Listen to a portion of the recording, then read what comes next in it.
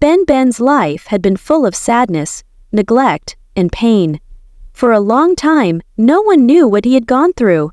He was abandoned, unwanted, and left to fend for himself on the streets.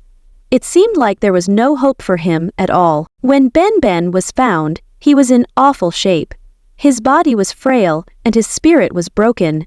His previous owners had thrown him away, and for a long time, no one cared. He had wandered the streets, lonely and helpless, with no one to look after him. By the time he was brought to the shelter, it seemed like things were hopeless. They had already scheduled his euthanasia, believing he wouldn't make it. BenBen had lost his will to live. He had stopped eating and drinking, and it looked like he had completely given up. But then, just one day before everything was set to end, something amazing happened. A couple came into the shelter. They saw BenBen's sad eyes and they couldn't turn away.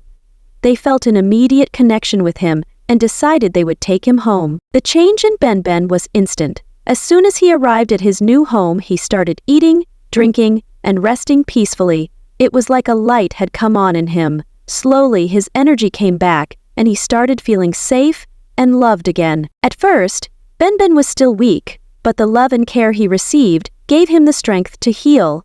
No more pain, no more fear.